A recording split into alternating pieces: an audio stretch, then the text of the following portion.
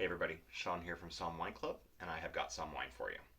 This is the 2022 Grace Wine Gris de Koshu from the Yamanashi Prefecture in Japan. This is part of the June Somm Wine Club box, and we've never had a wine from Japan, so I'm excited to put this in the box and share it with everybody.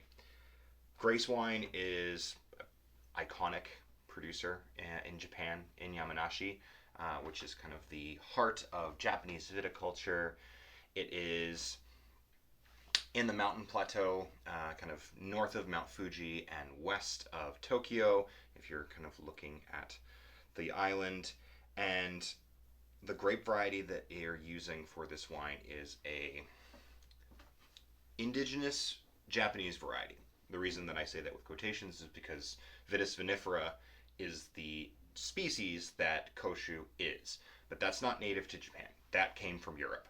So at some point, somewhere in history, probably over 1,000 years ago, they imagine this grape variety was brought to Japan probably from somewhere around the southern Eurasian steppe, the Caucasus Mountains, Turkey, or Armenia, Azerbaijan, that area, which is where a lot of kind of grape variety and grape production started.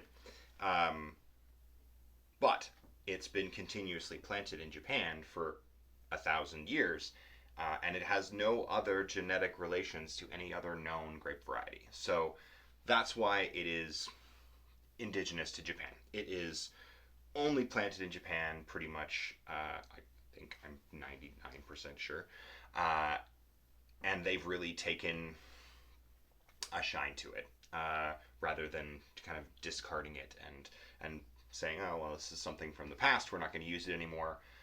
It's actually gaining in popularity as table wines with a little bit more European winemaking style takes hold in Japan in terms of the kinds of wines that they produce. So the Mizawa family has been producing wine, or budoshu, which is grape alcohol, in Yamanashi for over 100 years. The company that produces Grace wine, or that kind of turned into Grace wine, was started in 1923, and Grace as a brand in the early 50s, focusing on, I said, this signature variety for Yamanashi Koshu. In the 90s, late 90s, Shigekazu Mizawa, the third generation of the ownership of the family, third, fourth, corrections maybe, was traveling in Alsace and was inspired by the potential and character of Alsatian Pinot Gris. Came back to Japan, and in 1999 they started producing Gris de Koshu. Gris being French for gray, it's the term that they use for these pink-skinned grape varieties, like Pinot Gris.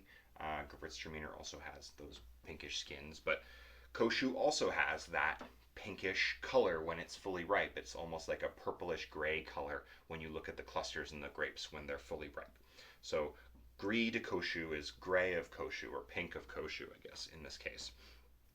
And really going for a aromatic, lifted, floral style of Koshu that is really approachable, really easy to drink, really friendly to everybody, and like kind of a way to welcome people into Koshu as a grape variety and into Japanese winemaking, and table wines. So let's taste it. So it's pretty pale in terms of color. They don't do extended skin contact with this wine. It's all done in stainless steel, fermented with indigenous yeast, hand harvested. No chemicals or pesticides or herbicides are used, and they're actually transitioning to organics as of 2016, but I don't know if that's actually been certified yet. But really, like, kind of almost like cheesy fruit. Like, it has a little bit of this kind of creamy, nutty character from some lees. It's Got some really pretty like orange peel, melon,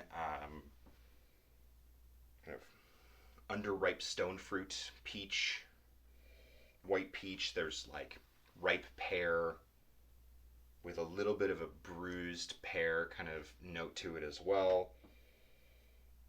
Being this is done in stainless steel, there's not any oak character here. There's no vanilla or spices. This is kind of light and floral and pretty and soft and relatively low alcohol as well. Koshu is a typically low alcohol grape variety that buds early and ripens late, so it takes a long, long time.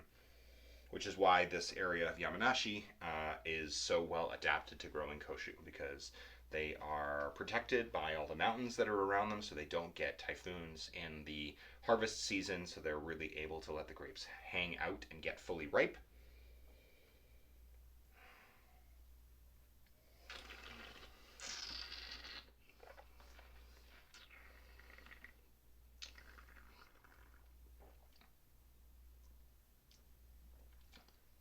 That is delicious. That is fresh, juicy, doesn't have a ton of acidity. It's pretty moderate in terms of acidity. And honestly, if someone gave this to me and didn't tell me what it was, I would probably think it was Pinot Gris. I would probably think this is Pinot Grigio, something kind of light aromatic with the color and the kind of softness and a little bit of creamy cheesiness. So I understand that association and that kind of stylistic choice of like, this is a style kosher that we want to make because we think people will resonate with it. I agree. I think that that's really cool.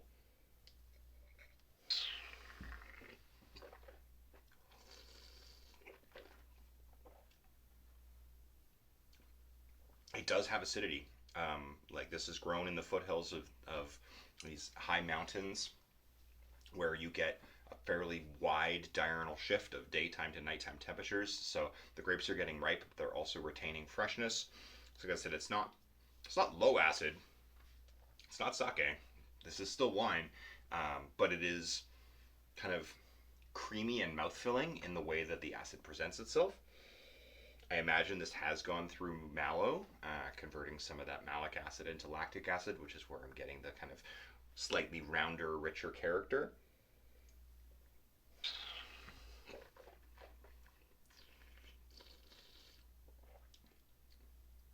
But that's like super delicious and easy to drink. This is, if you had this a little cooler, like I've let this warm up because I really wanted to be able to smell the aromatics in the wine. But if you had this a little cooler, this is extremely crushable. Maybe too crushable. It might be gone before you even realize it.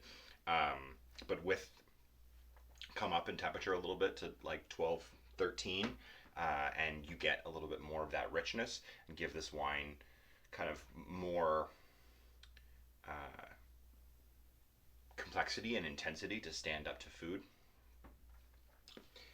In terms of food, it's always really difficult when you're given a grape variety that has no real laterals.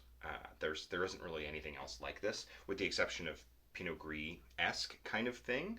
So if I was approaching pairing food with this wine, I would probably think about it like Pinot Gris, and go for things that incorporate kind of grains or nuts, things like lentils, chickpeas, something that has some kind of underlying nuttiness and texture to it, but not a lot of fat.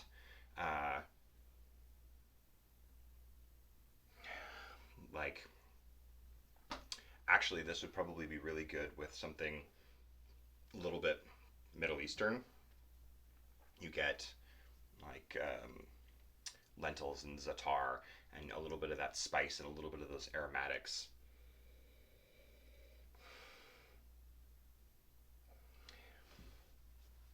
Roast chicken and chickpea salad,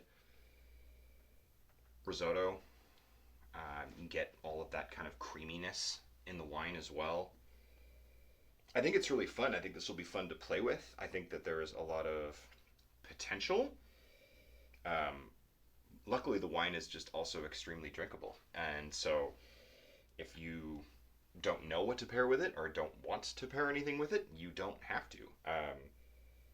Like, we have so much great fresh seafood, fresh shellfish, that I think that would be a really great one. Doing mussels, doing like a coconut broth with mussels would be great.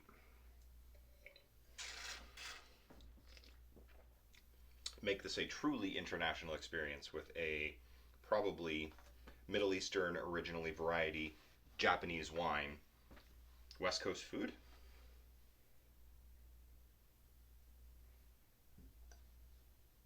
Very cool, very unique, uh, exciting to be able to continually kind of push the boundaries and share interesting things with you from different places around the world.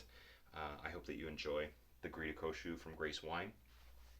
And now that you have had a Japanese wine, just put another checkbox on your life list. Thanks very much, everybody. Enjoy. We'll see you next time.